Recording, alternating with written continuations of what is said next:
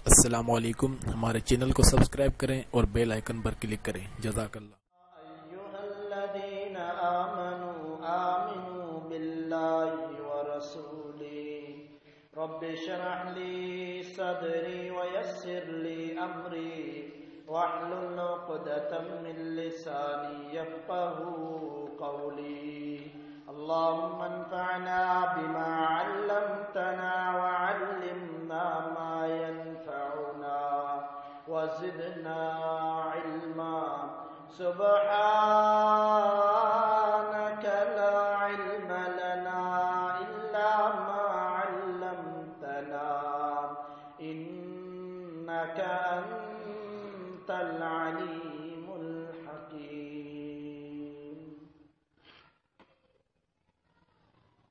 حمد و ثنا، درود و سلام کے بعد معزز سامعین، برادران اسلام، واجب الاحترام دوستوں، بزرگوں، بھائیوں، ساتھیوں،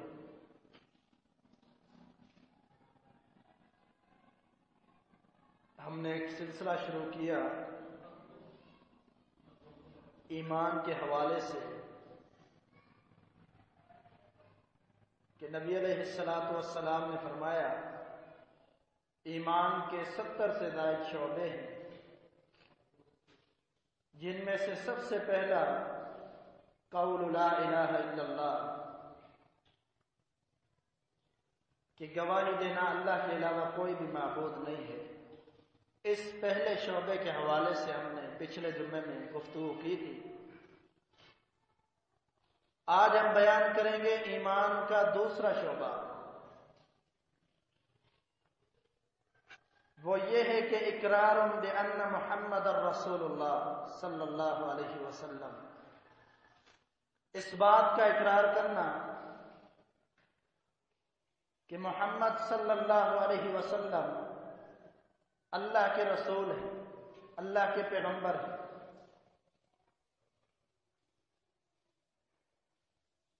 یہ لازم ملزوم بات ہے کہ جو بندہ اللہ رب العالمین کے رب ہونے کا اقرار کرتا ہے تو اس کو ضروری ہے کہ وہ پیغمبر کو رسول مانے۔ اس وقت تک اس کی توحید مکمل نہیں ہو سکتی۔ ایک بندہ بڑا دعویٰ کرتا پھرے کہ میں موحد ہوں، میں توحید پرست ہوں، لیکن کائنات کے امام محمد الرسول اللہ صلی اللہ علیہ وسلم کو رسول نہیں مانتا تو اس کی توحید بھی نامکمل ہے، وہ موحد نہیں ہو سکتا، بلکہ وہ تو کافر ہو جاتا ہے۔ قرآن مجید کو ہم پڑھیں، اللہ تعالیٰ نے فرمایا کہ وَإِذْ قُلْنَا لِلْمَلَائِكَةِ اسْجُدُوا لِآدَمَ فَسَجَدُوا إِلَّا إِبْلِيسَ أَبَى وَاسْتَكْبَرَ وَكَانَ مِنَ الْكَافِرِينَ۔ فرمایا کہ اللہ تعالیٰ نے حضرت انسان کو پیدا کرنے کے بعد تمام فرشتوں کو حکم دیا کہ اس کو سجدہ کرو، لیکن ابلیس نے انکار کیا، وَكَانَ مِنَ الْكَافِرِينَ، اور وہ کافروں میں سے ہو گیا۔ کس کو حکم تھا؟ فرشتوں کو اور ابلیس کو بھی حکم تھا۔ سجدہ کس کو کرنا تھا؟ اللہ کے پیغمبر آدم علیہ السلام کو، لیکن اس اطاعت فرما برداری میں ابلیس فیل ہو گیا۔ نبی کے حوالے سے اللہ نے حکم دیا کہ اس کو سجدہ کرو، یعنی جو بندہ اللہ کے پیغمبر کو پیغمبر نہیں مانتا، اس کو رسول نہیں مانتا، اللہ کا دیے ہوئے احکامات اس کے مطابق جو پیغمبر کے لیے کیے وہ نہیں مانتا، وہ کافر ہے، جس طرح ابلیس کافر ہو گیا۔ یا ایھا الذین آمنوا آمنوا باللہ ورسولہ، اللہ کا قرآن فرماتا ہے اے ایمان والو، ایمان لاؤ اللہ اور اس کے رسول پر۔ پہلے ایمان والوں بھی کہا ہے، پھر کیا معنی ہے کہ آمنوا باللہ ورسولہ، اے ایمان والو ایمان لاؤ اللہ اور اس کے رسول کے ساتھ۔ یہ خطاب ایمان والوں کو، مطلب یہ ہے کہ رسول کو اگر رسول مانا ہے تو پھر جو بھی تقاضے ہیں ان کو پورا کرو۔ ایک بندہ اقرار کرتا ہے، کہتا ہے وَأَشْهَدُ أَنَّ مُحَمَّدَ رَسُولُ اللَّهِ صلی اللہ علیہ وسلم، کہ میں مانتا ہوں محمد صلی اللہ علیہ وسلم اللہ کے رسول ہیں، گواہی دیتا ہے، دین اسلام کے اندر داخل ہو جاتا ہے، مسلمان ہو جاتا ہے، لیکن خالی اقرار، خالی تسلیم کر لینا یہ کافی نہیں ہے، یہ مومن نہیں بنے گا۔ مسلمان ہو گیا، اب مومن بننے کے لیے جو رسول کو ماننے کے تقاضے ہیں ان کو بھی پورا کرنا ضروری ہے۔ وہ اس خطبہ کے اندر میں مختصر بیان کروں گا کہ ایک پیغمبر کو ہم نے رسول مان لیا، اب اس کے لیے کیا کیا چیزیں کرنا ضروری ہے۔ صلح حدیبیہ کو اٹھائیے۔ صلح حدیبیہ ایک صلح ہے مسلمانوں اور کفار کے درمیان۔ حدیبیہ کی ایک جگہ ہے مدینے کے قریب، اس جگہ پر مسلمانوں کو روک لیا گیا کہ تمہیں عمرہ نہیں کرنے دیں گے۔ نبی علیہ الصلوۃ والسلام نے ان کفار سے ایک معاہدہ کیا، اس معاہدے کے اندر لکھا گیا، آپ نے فرمایا کہ ادھر لکھو، خط میں معاہدہ نامے پر لکھو۔ کیا لکھنا ہے؟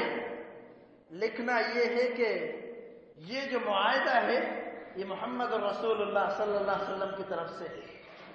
کفار نے اعتراض کیا، کہا کہ ہم آپ کو رسول نہیں مانتے، کہا ہم آپ کو رسول نہیں مانتے، یہ رسول کا لفظ جو ہے مٹانا پڑے گا، اس کے بغیر معاہدہ نہیں ہوگا، پہلے آپ یہ کٹواؤ گے، مٹاؤ گے، پھر ہم معاہدہ کریں گے، ویسے معاہدہ نہیں کریں گے۔ حقیقت بات ہے، ذرا غور کیجئے، کفار بھی جانتے تھے اگر ہم نے رسول اللہ مان لیا تو پھر جھگڑا ختم ہو گیا، پھر ہم ان کے غلام بن گئے، پھر ہم جو ہے اس کی اطاعت کریں گے، پھر ہم اس کی ہر بات کو مانیں گے، اسی لیے تو رسول نہیں مانتے۔ کہا رسول نہیں مانتے، ہم محمد بن عبداللہ مانتے ہیں۔ نبی علیہ السلام نے فرمایا مٹا دو اس کو۔ سیدنا علی المرتضی رضی اللہ تعالیٰ عنہ فرماتے اللہ کے رسول صلی اللہ علیہ وسلم، میں اپنے ہاتھوں سے آپ کا نام نہیں مٹا سکتا۔ نبی علیہ السلام نے فرمایا مجھے دکھاؤ کہاں لکھا ہوا ہے۔ آپ علیہ السلام نے اپنے دست مبارک سے اس رسول کے لفظ کو کاٹ دیا، رسول اللہ کو کاٹ دیا اور وہاں پر عبداللہ لکھ دیا۔ یعنی کفار نے یہ بات مسلمانوں کو سبق سکھایا ہے کہ اگر تم نے رسول اللہ کہنا ہے تو پھر اطاعت بھی کرنی ہے، اتباع بھی کرنی ہے، عزت بھی کرنی ہے، تعظیم بھی کرنی ہے، جو درود بھیجنا ہے وہ بھی بھیجنا ہے، سارے کے سارے تقاضوں کو پورا کرنا ہے، پھر تم صحیح معنی میں ایک مومن بن سکتے ہو۔ اگر اطاعت نہیں کرنی، عزت نہیں کرنی، توقیر نہیں کرنی، درود نہیں بھیجنا، پھر تم لوگ صحیح معنی میں مومن نہیں بن سکتے، صحیح معنی میں ایمان لانے والے نہیں بن سکتے۔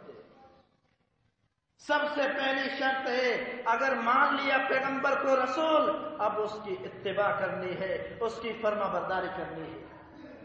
یا ایھا الذین آمنوا اطیعوا اللہ واطیعوا الرسول ولا تبطلوا اعمالکم وانتم لا تشعرون۔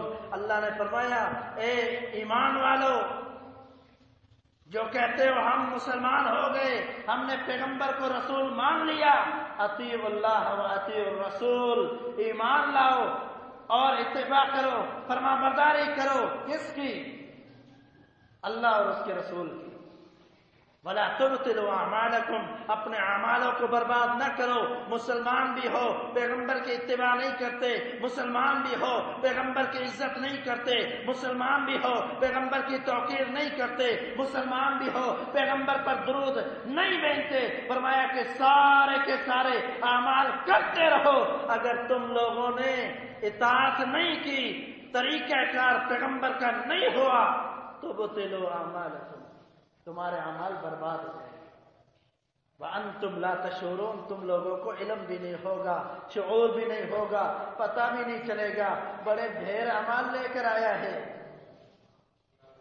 یہ تو بڑا سخی تھا دنیا کے اندر، یہ تو بڑے حج کرنے والا تھا، یہ تو بڑی عبادتیں کرنے والا تھا، اور اپنے پیشانی کو تھکا دیتا تھا عبادت کے ساتھ۔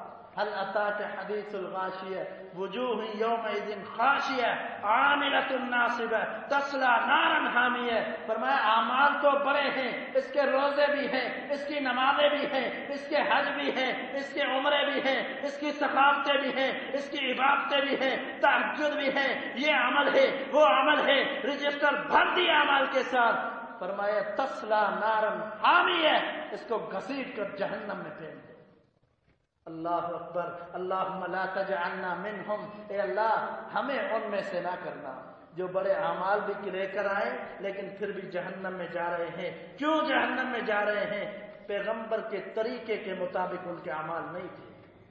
اس لیے فرمایا کہ پیغمبر کا حق ہے، اگر رسول مانا ہے تو اس کی اتباع بھی کرنی ہے اور اس کی فرما برداری بھی کرنی ہے۔ مختصر بتلا رہا ہوں۔ دوسرا حق کیا ہے رسول کا؟ دوسرا حق یہ ہے کہ اس کو عبد ماننا ہے، اس کو اللہ کا بندہ ماننا ہے۔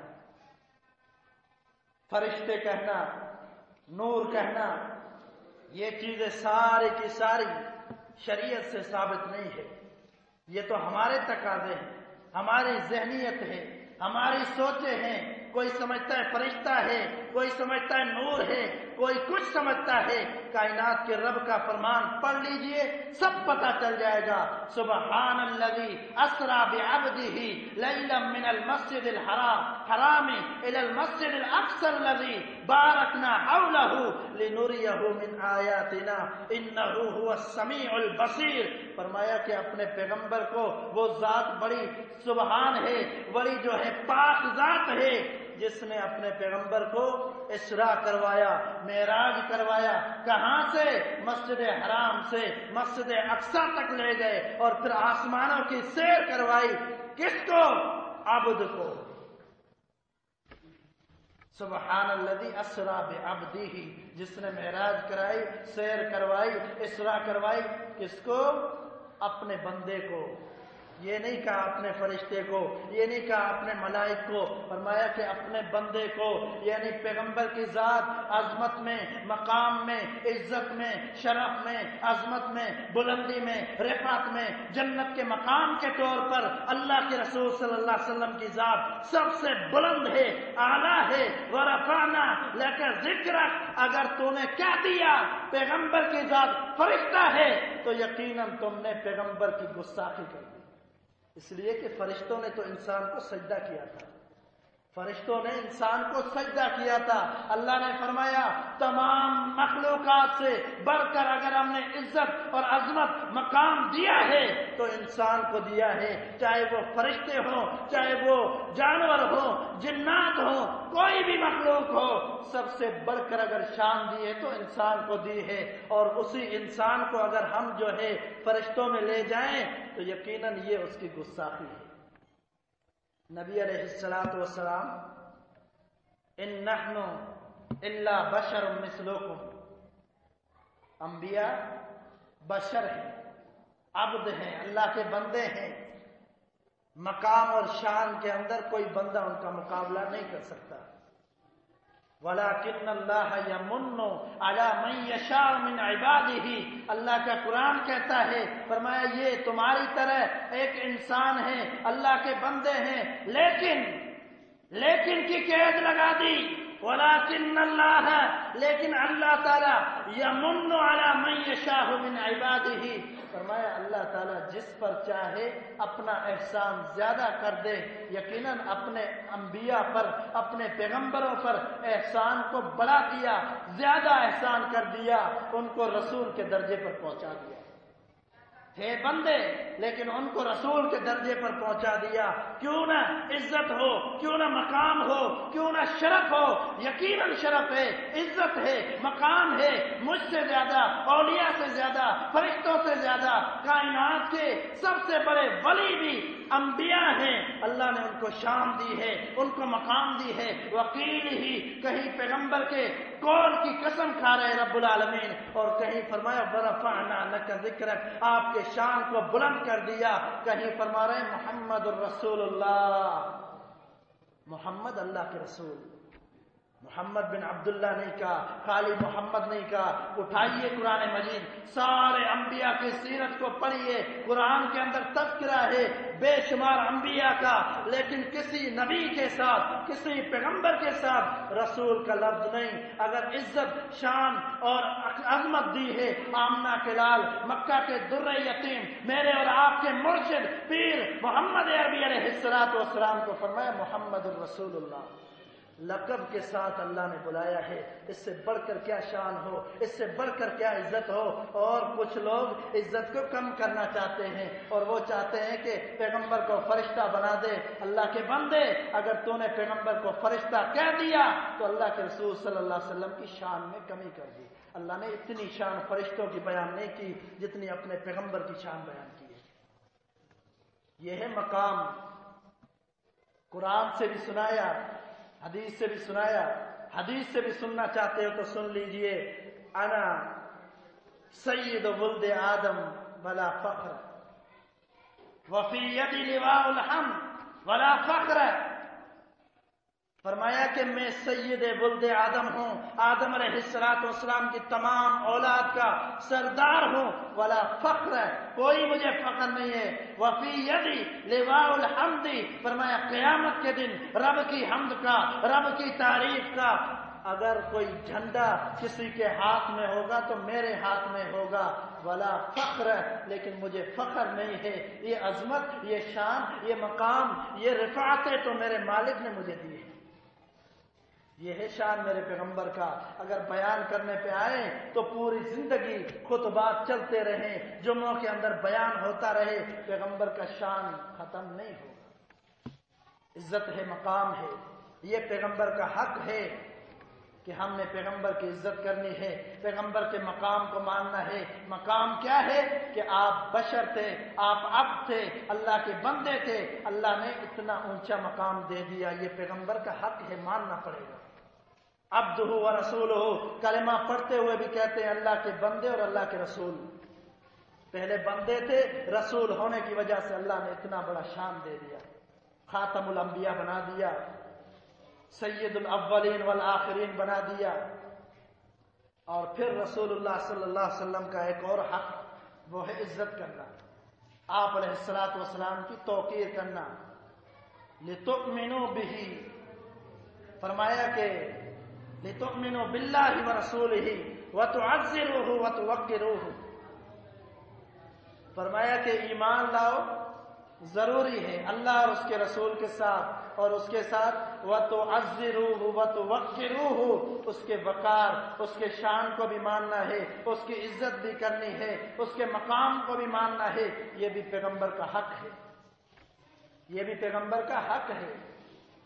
سیدنا عمر بن خطاب رضی اللہ تعالی عنہ نبی علیہ السلام کے ساتھ جا رہے ہیں.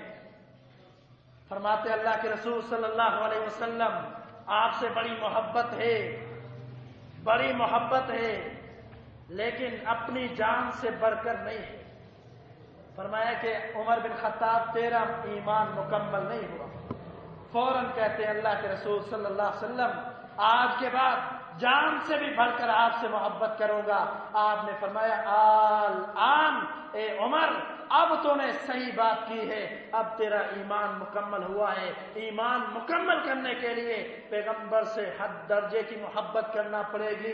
اولاد سے زیادہ محبت، ماں باپ سے زیادہ محبت، اور دنیا کے مال و متاع سے زیادہ محبت، اور ہر چیز سے زیادہ محبت اپنے پیغمبر سے ہوگی تو یقیناً پھر مومن بنے گا بندہ. اگر محبت، عزت، عظمت، وقار اگر اپنی اولاد، اپنے مال، اپنے جو ہے دنیا داری سے بڑھ کر نہیں ہوگی پیغمبر سے، تو پھر ہم نے اپنے ایمان کو مکمل نہیں کیا، ہمارا ایمان مکمل نہیں ہے۔ پیغمبر کے معجزات کو ماننا یہ بھی ہمارے اوپر حق ہے۔ اقرار کر لیا کہ محمد صلی اللہ علیہ وسلم اللہ کے رسول ہیں تو ہمیں پھر اس بات کو بھی ماننا پڑے گا معجزات برحق ہے۔ اللہ نے انبیاء کو معجزات دیے، بہت سارے معجزات ملے، ان کو ماننا پڑے گا۔ معجزات ان چیزوں کو کہتے ہیں جو عاجز کرنے والی ہوں، جو خرق عادت چیزیں ہوں۔ خرق عادت کا مطلب یہ ہے کہ فطرتاً انسان نہیں کرتا ہو، عادتاً انسان نہ کرتا ہو، یعنی بہت سارے کام ہوتے ہیں جو انسان خود کرتا ہے، لیکن کچھ ایسے بھی کام ہوتے ہیں جو انسان کر نہیں سکتا، اس کے لیے ناممکن ہے لیکن ہو جائے، وہ انبیاء کے معجزات ہیں۔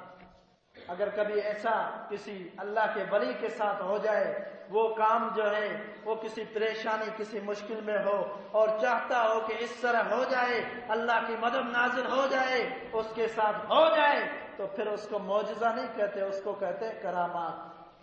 کرامات کہتے ہیں اس کو۔ اور معجزہ کیا ہوتا ہے؟ انبیاء کے ساتھ خاص ہے، ہم نے ماننا ہے۔ کیسے معجزات تھے؟ بڑے عظیم معجزات تھے۔ اللہ اکبر، محمد الرسول اللہ صلی اللہ علیہ وسلم کے معجزات کیا تھے؟ آپ نے اپنی انگلی مبارک سے اشارہ کیا، چاند کے 2 ٹکڑے ہو گئے اور دور دور تک علاقوں میں لوگوں نے دیکھا۔ پوری اس وقت کی دنیا کے اندر، اس وقت کے زمانے کے اندر، اس وقت میں سب لوگوں نے دیکھا، جو بھی زندہ تھے، 2 ٹکڑے چاند ہو گیا۔ کائنات کے امام محمد الرسول اللہ صلی اللہ علیہ وسلم کی عظمت اور شان تو یہ ہے، وہ بکری جو دودھ نہیں دیتی، معجزہ یہ ہے کہ نبی علیہ السلام نے اس بکری کے تھنوں میں ہاتھ ڈالا، اس کا جو ہے دودھ بہنا شروع ہو جاتا ہے، اور نبی علیہ السلام صحابہ کو بھی پلاتے ہیں، خود بھی پیتے ہیں۔ معجزہ تو یہ ہے، آپ نے اپنے ہاتھ کو آگے بڑھایا، ہاتھ سے جو ہے چشمے شروع ہو جاتے ہیں پانی کے، اس سے صحابہ بھی وضو کرتے ہیں، پانی پیتے ہیں، انبیاء نبی علیہ السلام بھی وضو کرتے ہیں۔ یہ معجزات ہیں۔ جب موسیٰ علیہ السلام فرعون سے مقابلہ کرتے ہیں، اللہ تعالیٰ نے دریا کے اندر راستہ بنا دیا، یہ بھی پیغمبر کا معجزہ ہے۔ یہ سارے کے سارے معجزات ہیں جو انسان کو عاجز کر دیتے ہیں، انسان کر نہیں سکتا، اللہ کی طرف سے ہوتے ہیں۔ ان معجزات کو ماننا ضروری ہے، یہ پیغمبر کا حق ہے۔ اگر رسول مانا ہے، معجزات کو ماننا ہے، اس کی اتباع کرنی ہے اور اس کی عزت کرنی ہے، تکریم کرنی ہے، آپ علیہ السلام کے مقام کو جاننا ہے۔ اور پھر رسول اللہ صلی اللہ علیہ وسلم کے حقوق میں سے ایک اور حق بھی ہے، اور وہ ہے کہ نبی علیہ السلام کا نام سنتے ہوئے درود پڑھنا، صلی اللہ علیہ وسلم کہنا۔ نبی علیہ السلام فرماتے ہیں، من صلی علیہ عشرا، من صلی علیہ واحدۃ صلی اللہ علیہ عشرا۔ فرمایا کہ جو بندہ مجھ پر، میری ذات پر 1 مرتبہ درود پڑھتا ہے، اللہ تعالیٰ اس پر 10 رحمتیں نازل کرتا ہے۔ 1 مرتبہ پڑھتا ہے تو اللہ تعالیٰ 10 رحمتیں اس پر نازل کرتا ہے بندے پر، اور اس کے 10 گناہ مٹا دیتا ہے، 10 نیکیاں اس کی بڑھا دیتا ہے، اس کی نیکیوں میں عزت، ان کی نیکیوں میں اضافہ ہو جاتا ہے، اس کے درجات کو اللہ تعالیٰ بڑھا دیتا ہے۔ اور اس مجلس کے اندر، اس خطبہ جمعہ کے اندر، اور کیسی بھی دینی مجلس ہو، اگر اس مجلس کے اندر دین کا جو ہے ذکر ہو رہا ہو، اللہ کا ذکر ہو رہا ہو، پیغمبر علیہ السلام پر درود پڑھا جا رہا ہو، عزیز ساتھیوں، تھوڑا نوٹ کرنے کی بات ہے، سمجھنے کی بات ہے۔ اگر اس مجلس کے اندر جب بھی خطیب جو ہے، مبلغ، بیان کرنے والا پیغمبر کا نام لیتا ہے، پیغمبر کہتا ہے، نبی کہتا ہے، رسول کہتا ہے، اور آپ کی زبان پر جو ہے یہ الفاظ آ جائیں، صلی اللہ علیہ وسلم، اللہ کی قسم، اگر موحد ہے، اگر دیندار ہے، اگر ایسا بندہ ہے جو شرک نہیں کرنے والا، یہاں سے مجلس سے نکل کر واپسی جاتا ہے تو ڈھیروں نیکیاں جو ہے سمیٹ کر جاتا ہے، ڈھیروں نیکیاں جمع کر کے جاتا ہے۔ पूरे ढेर लगा देता है नेकियों का। जो बार बार सल्लल्लाहु अलैहि वसल्लम कहता है उसके लिए नेकियां 10 लिख दी जाती हैं, 10 नेकियां। और ये आदत बनाइए, नबी अलैहिस्सलातु वस्सलाम का ये हक है। या अय्युहल्लज़ीना आमनू सल्लु अलैहि वसल्लिमू तस्लीमा, अल्लाह ने हुक्म दिया है, ए ईमान वालों, अपने पैगंबर पर जो आपका पैगंबर है, रसूल है, सल्लु अलैहि वसल्लिमू तस्लीमा, उस पर दुरूद पढ़ा करो। नमाज में है तो तशहुद में पढ़ना है, मस्जिद से निकलते हैं, मस्जिद से बाहर जाते हैं, मस्जिद के अंदर आते हैं तो फिर भी दुरूद है। और नाम नेहाद मुसलमान जो अपने आप को पैगंबर के साथ बड़ी मोहब्बत का इजहार जाहिर करते हैं, वो कहते हैं कि हम पैगंबर से बड़ी मोहब्बत करते हैं। आज जाएं, उनकी मस्जिदों के ऊपर लिखा होता है अल्लाहुम्मा अफ्तह ली अबवाब रहमतिक, और दूसरी जानिब लिखा होता है अल्लाहुम्मा असअलुका अल्लाहुम्मा इन्नी असअलुका मिन फज़लिक। ये छोटे से 2 जुमला लिखे होते हैं। और अगर हम कुरान पैगंबर अलैहिस्सलातु वस्सलाम की अहादीस को पढ़े तो उसके अंदर दुरूद भी शामिल है। आऊज़ु बिल्लाहिल अज़ीम व बिवजहिल करीम, और जो है ये अल्फाज पहले कहने हैं और उसके बाद नबी अलैहिस्सलातु वस्सलाम पर दुरूद पढ़ना है। उसके बाद कहना है अल्लाहुम्मा अफ्तह ली अबवाब रहमतिक, उसके बाद कहना है अल्लाहुम्मा इन्नी असअलुका मिन फज़लिक। ये छोटी सी जो है दुआ लिख दी जाती है, अगर पूरी लिख जाए तो फिर बार बार मस्जिद में आने वाला, मस्जिद से निकलने वाला 10-10 नेकियां जमा करता हुआ जाए। इस सवाब से आज जो है एक सवाब से महरूम करने वाले बहुत सारे लोग जो मस्जिद में नाम तो लिखते हैं, उसके साथ दुआ तो लिखते हैं, लेकिन पूरी नहीं लिखते। पूरी दुआ लिखेंगे तो उसमें दुरूद भी आएगा। जब दुरूद आएगा, दुआ पढ़ने के साथ हर मुसलमान दाखिल होते वक्त भी पढ़ता है, निकलते हुए भी पढ़ता है, पूरी दुआ पढ़ता है, और उसके साथ वो नेकियां भी समेट कर जाता है, नेकियां भी जमा करता है। अल्लाह अकबर। कायनात के इमाम मोहम्मद रसूलुल्लाह सल्लल्लाहु अलैहि वसल्लम एक दफा मिंबर पर तशरीफ फरमा हुए। आप अलैहिस्सलातु वस्सलाम ने फरमाया आमीन। फिर ऊपर चढ़ते हैं। इस हदीस से मालूम होता है कि ये जो हमने मिंबर बनाया हुआ है इसका भी सबूत मिलता है, इसकी भी दलील मिलती है।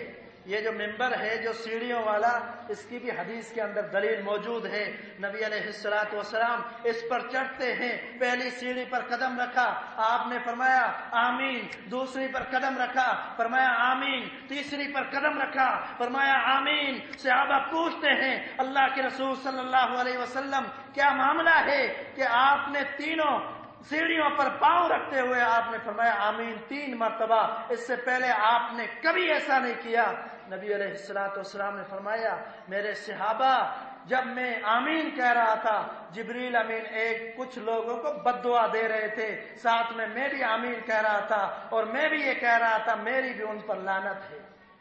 वो कौन से 3 लोग हैं जिन पर लानत कर रहे हैं? खातमुल अंबिया, नबियों के सरदार। फरमाया कि पहला जब मैंने कदम रखा तो फरिश्ते ने कहा कि उस शख्स पर लानत हो जो अपने माँ बाप को बूढ़ा देखता है और वो जो है उनकी खिदमत करके जन्नत हासिल नहीं करता। आपने फरमाया आमीन, मेरी भी उस पर लानत हो। ऊपर चढ़े, आपने फरमाया आमीन। फरमाया कि जिब्रील अमीन ने कहा उस शख्स पर लानत हो जिसकी जिंदगी में रमजानुल मुबारक का महीना आ जाए, रोजे रख के, तहज्जुद पढ़ के, अल्लाह की इबादत करके अपने रब को राजी ना करे और बख्शिश ना करवाए, उस पर भी लानत हो। कायनात के इमाम ने फरमाया आमीन, उस शख्स पर मेरी भी लानत हो। फिर फरमाया कि जब मैंने तीसरी मर्तबा जब कदम रखा और तीसरी मर्तबा मैंने आमीन कहा, जिब्रील अमीन ने कहा ए पैगंबर सल्लल्लाहु अलैहि वसल्लम उस शख्स पर लानत हो जो आपका नाम सुने और आप पर दुरूद ना भेजे। फरमाया मेरी भी उस पर लानत हो। यह है दुरूद की अजमत, यह है मकाम। और दुरूद कौन सा है? जो हादीस में साबित है उसका ही मकाम बन सकता है। और हम कितनी ही फैक्ट्रियां दुरूद की बना दें, कितनी ही कंपनियां बना दें, रोजाना नया दुरूद पेश कर दें, अल्लाह की कसम ऐसे दुरूद का कोई फायदा नहीं है। جو نہ قرآن میں ہو نہ نبی کے فرمان میں ہو. درود تو صحابہ بھی بنا سکتے تھے, ہم سے اچھا بنا سکتے تھے. وہ عربی لغت والے تھے, عربی جانتے تھے, ہم سے اچھی جانتے تھے, وہ درود بنا سکتے تھے. اللہ کی قسم کسی صحابی نے اپنا درود نہیں بنایا, کسی صحابی نے اپنا درود نہیں بنایا. یہ نہیں کہا روزانہ آ جاتے اللہ کے رسول صلی اللہ علیہ وسلم یہ میں نے درود بنایا ہے, یہ فلاں نام سے درود بنایا ہے, فلاں نام سے درود بنایا ہے, یہ قبول کیجئے. نہیں نہیں, اگر درود پڑھا ہے درود ابراہیمی پڑھا ہے, درود پڑھا ہے تو وہ پڑھا ہے جو احادیث میں ثابت ہے. اس کے علاوہ کوئی بھی درود پڑھ دیا جائے اس میں کوئی فائدہ نہیں, چاہے میں کتنا بڑا خلوق کر دیا جائے. لا تطرونی کما اطرت النصارى عیسی ابن مریم. نبی علیہ الصلوۃ والسلام نے فرمایا میرے امتیوں مجھے اس طرح نہیں بڑھا کر پیش کرنا جس طرح عیسائیوں نے عیسیٰ علیہ الصلوۃ والسلام کو بڑھا کر پیش کر دیا. آج درود ہم سنتے ہیں اس کے اندر پیغمبر کو رب کا درجہ دیا جاتا ہے, نعوذ باللہ. ایسے درود بھی ہم سنتے ہیں. ان درودوں سے کوئی فائدہ نہیں ہے. درود وہ پڑھو جو احادیث کے اندر ثابت ہے, وہ پڑھیں جو نماز کے اندر پڑھا جاتا ہے, وہ پڑھیں جو کائنات کے امام نے سکھلایا ہے, پھر فائدہ ہے اور پھر ہم نے حق ادا کیا. ویسے کوئی بھی درود پڑھ لے رہے ہیں, اپنے پیغمبر پر ہم نے کوئی درود نہیں پڑھا. اگر سنت کے خلاف ہے, اگر شریعت کے خلاف ہے تو سمجھے ہم نے کوئی درود نہیں پڑھا. عزیز ساتھیوں, یہ دوسرا جو تھا نبی علیہ الصلوۃ والسلام کا حق, بلکہ دوسرا ایمان کا جو ہے جز ہم نے بیان کیا. اقرار بان محمد رسول اللہ صلی اللہ علیہ وسلم. شہادت کے بعد یہ ہم نے اقرار کرنا ہے کہ رسول اللہ صلی اللہ علیہ وسلم اللہ کے رسول